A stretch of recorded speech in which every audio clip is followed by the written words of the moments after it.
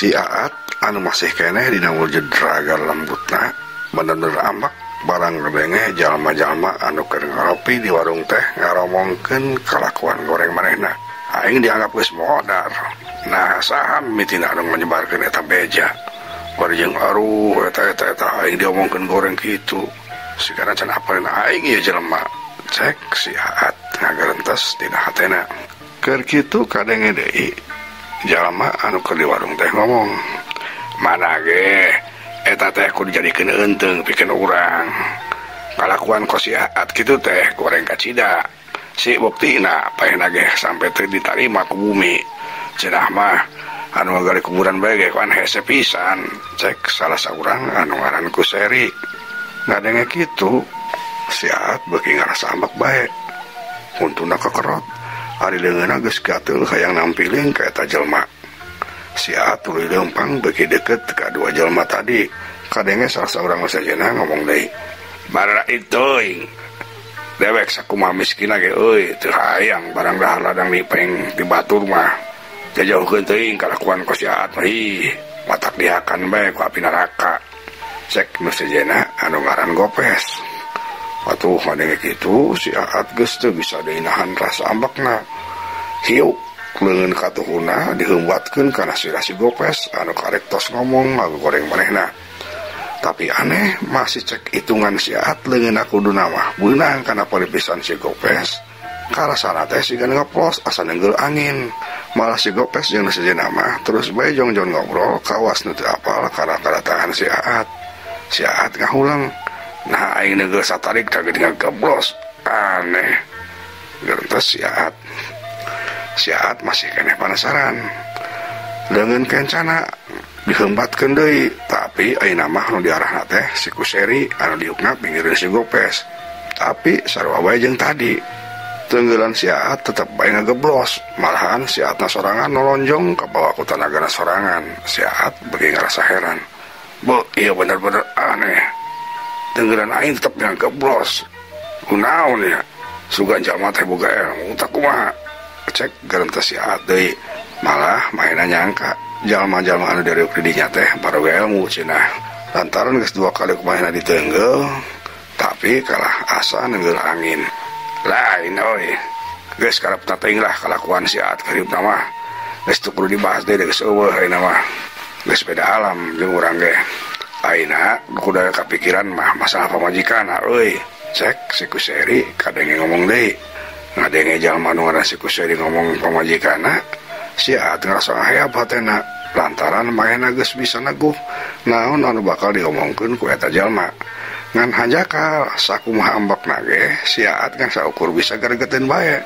Si Aat nyobaan ngajiwir jeung ngajenggot si Kuseri, tapi teu bisa keneh kajiwir. Dampaleungeunna asa newak angin, tetep bae ngeplos. Si Aat can sadar lamun sabarna kaayaan mahna ayeuna teh ngan saukur rangka lembutna wae. Maksud ilaing kumaha euy? Ngomong-ngomong pamajikan si Aat teh. Tanya si Gopes. Kadeng ngomong deui ku si Aat.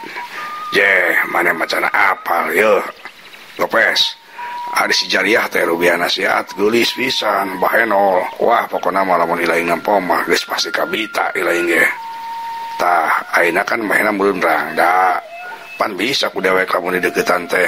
Cek si Kuseri deui ngomongna teu kireum-kireum. Si Aat beuki ngahaya bae hatena. Haok bae nyarekan. "Sia goblok sia, kurang ngajar sia ngomong pamajikan aing. Awas sia mun wani-wani ngadeukeut pamajikan aing modar sia." Cek si Aat. Rarasaan mahena mah ngomong teh tarik pisan bari haok. Tapi ku jalma-jalma di dinya mah tetep bae teu kadengeun. Malah jarang-jarang bae ngobrol siga nu beuki ngajakeun. "Je, ari kitu mah lain-lain bae atuh euy, dewek ge sarua hayang ka si Jariah. Beulah, paheula-heula jeung dewek meunangkeun si Jariah." Cek si Gopes. Nimbalan omongan si Kuseri. Atuh si Aat beuki ngarasa ngahaya bae hatena. Beutna beureum, awakna geter, katempong ngageuget bakat tingku ambek. Dua leungeunna diangkat rek dipake nyekek beung si Kuseri. Tapi lir newak angin leungeun si Aat teu bisa dipake nyekek. Si Aat bener-bener heran. Manehna ngahulang deui bingung. Nah bener aing teh geus bae suganya. Awak aing aya sugan kari lembut tambah sugan. Tapi lamun bener aing geus bae, aing mungkin kemenendang kos kieu. Kerentas si Aat manehna bener-bener bingung. Satuluyna kadenge deui si Kuseri jeung si Gopes teh ngaromong. Sigana maena doaan teh rek ari ti warung. Sabaraheun bi kopi 2 gorengan 3. Ari lain daharan we Gopes sakalian dibayar ku dewek, cek si Kuseri. Uing mah ngan gorengan be 4 bi, cek si Gopes. Tukang warung katempo utang hitung. Tuluy maena ngomong, 10 parakeun ujang, cek tukang warung. Tuluy gonjreng bae dibayar ku si Kuseri. Sanggeus kitu pok manehna kadang ngomong deui ka si Gopes. Kepo teh urang kalebur Cipulus euy. Urang pura-pura bae tahlileun dina mauteun. Cuang ka ditu sakalian ngadeukeutan si jariahna. Ente rek milu moal, cek si Kuseri.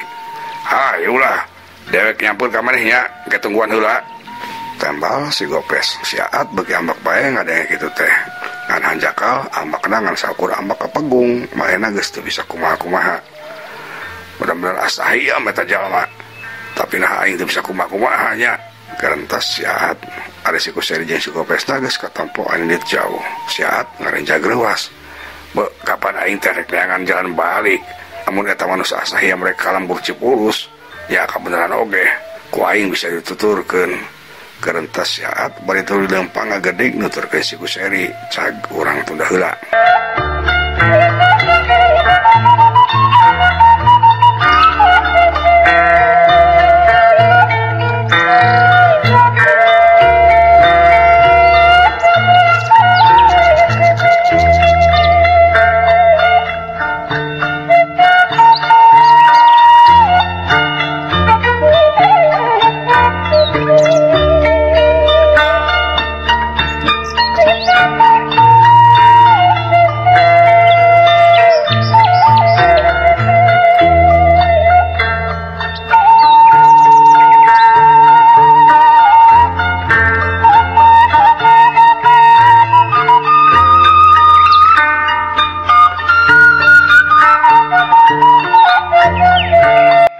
Ayeuna urang balik deui lah nyaritakeun kaayaan di Imah Cijariah.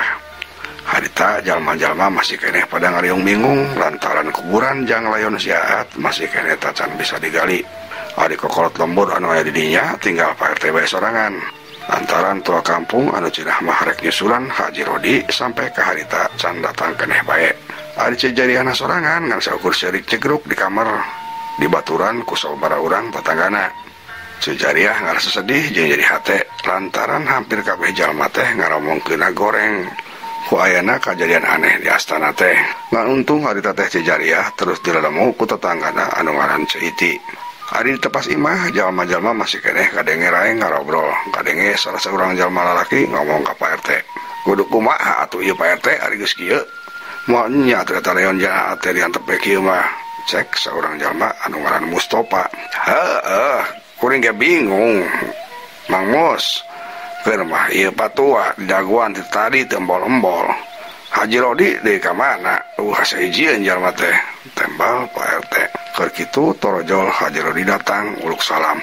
Assalamualaikum. Cek Haji Rodi kadenge uluk salam. Dijawab ku kabehan waalaikumsalam. Pok Pak RT ngomong ka Haji Rodi. Tos di mana heula atuh Pak Haji teh? Iya di alatosan tidak tadi, cek Pak RT. Hampura Pak RT, kuring teh tas aya perlu heula puguh. Kumaha kaayaan di astana?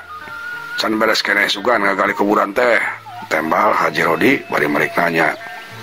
Goh Pak Haji, eta nu bari dibadantankeun teh. Ari patua tadi aya kabul Pak Haji. Cek Pak RT, tuluy merik nanyakeun tua kampung. Ya tadi mah, ngan kuring heran Pak RT. Nah apa tua tehnya napa kuring teh kalah ti buburan jat kabur. Cek Haji Rodi. Maksudna kumaha Pak Haji?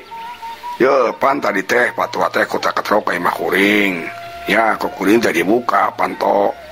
Ngan aneh pas nempo kuring tua kampung teh siga nu sieun ti buburan jat kabur kalah teh. Cek Haji Rodi ngajelaskeun anu tadi kejadian. Pak RT ngaulang bingung. Geuning asarane kitu nya Pak Haji. Keur mah perkawis palebe teu acan aya wartosna deui. Can deui ayeuna perkawis kuburan kanggo layon jang Aat. Dugi ka ayeuna teh acan beres keneh. Aya wae halangan teh, cek Pak RT. Haji Rodi heran, mangkara Pak RT can beres keneh kuburan teh. Mohon atuh Pak Haji, kapan kuring teh? Ti tadi oge nyaksenan di makam anu mimiti kehalangan ku batu, anu kadua rembet ku akar, anu panderi tadi ngadarak pinu ku cai Pak Haji siga cai nyumur bae. Cek Pak RT ngadenge kitu Haji Rodi ngahulang arah-arah teh katunya aya naon ieu sabenerna. Cek Haji Rodi bangun bingung. Cak urang tunda heula.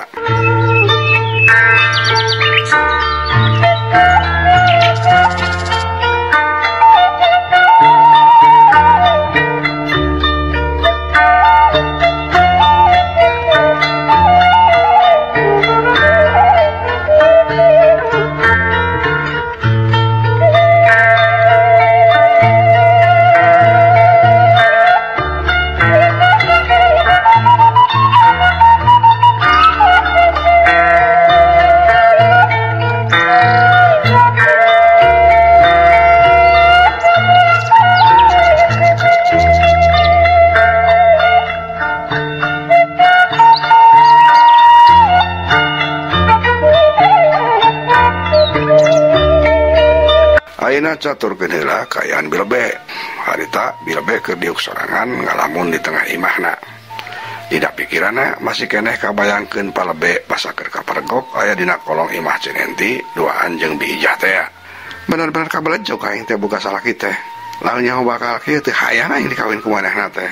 Gerentas Bilebe terus ngahulang hatena nya panasnya sedih. Nah aing daripada nyari-nyari kieu teuing mah mending aing papegatan bae. Rek taha mertahan ke laki kos gitu. Tapi kepikiran gitu mah teh malah jadi bingung. Tapi rek sahanya ngurusin pegatana. Kapan anu sok ngurusin nukarar itu teh si bebengok Sarmadi pan manehna anu jadi lebena. Bilebe ngaulang deui bingung. Tapi teu lila manehna kepikiran ka Haji Rodi. Lah aing rek minta tulung bae ka Haji Rodi lah. Sugan bae manehna bisaeun nguruskeun. Berentas Bilebe jung manehna nangtung rek nepongan ka Haji Rodi. Nah teh Bilebe geus buleud hayang papegatan jeung palebe. Sanggeus dangdan gejrig Bilebe indit di mana rek ka imah Haji Rodi. Katempo lumpang lagi meningincig. Bilebe terus lempang bari beugeuta ka tempat motrot. Malah pasaran dogeng sawarurang ibu-ibu ge ngaranya geus teu ditembalan. Manehna siga nu hayang buru-buru anjog ka imah Haji Rodi. Keul reok mengkol jalan ka kebon. Lantaran lempangna bari jang gurung gusuh di hiji tempat suku Bilebe ditajong kana hiji bungkusan. Bilebe ti jorongkong hampir bae labuh. Ngan untungna manehna kaburu nyekel kana tangkal. Bilebe gugulunuk. Haram jadol. Saha anu nuna bungkusan di tengah jalan. Gerentes Bilebe. Tapi Bilebe ngarasa penasaran. Kot eta bungkusan teh dibuka. Ari breh teh si horeng baju sutra. Anu Pak Haji Rodi teh nang meuli ti maonah anu harita ragrag. Nempo baju sutra sakitu alusna Bilebe meni olohok. Baju sahanya dijieuna tidak bahan sutra ieu alus pisan baju teh. Gerentes Bilebe eta baju sutra ku Bilebe terus di lengan teteh laut teh keneh. Bilebe beuki kabita atuh rap bae ku Bilebe eta baju sutra teh langsung diacakan. Anu cilegedeg teh Bilebe langsung robah wujudna jadi munding gede. Tapi adiku Bilebe mah teu karasaeun. Malah manehna mah ngarasa tugeunah make eta baju teh. Ieu bener sapeun kieu baju teh. Dah malah kitu ge maren milik aing. Pake bae lah ku aing. Lantaran geus ngarasa resep make bajuna eta baju teh teu dibuka deui. Tuluy Bilebe teh lempang deui neruskeun lampahna rek ka imah Haji Rodi. Cag urang tunda heula.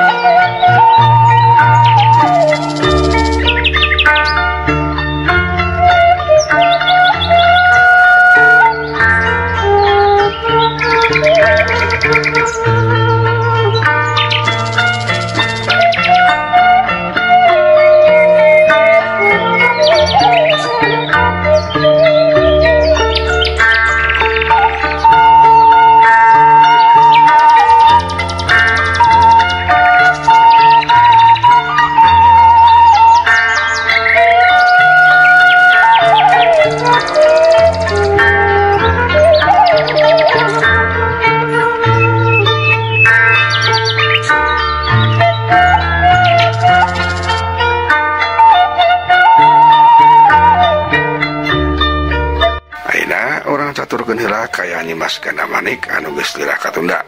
Harita munding jelmaan Nyimas Ganda Manik terus diudag-udag ku ulah jelmaan Putri Kulak Dharma anu keur ngarasa lapar teh. Tapi kulantaran munding tangtuna bae lompatna leuwih cepet tibatan ulah. Dina sakejapan munding teh geus jauh tibatan ulah.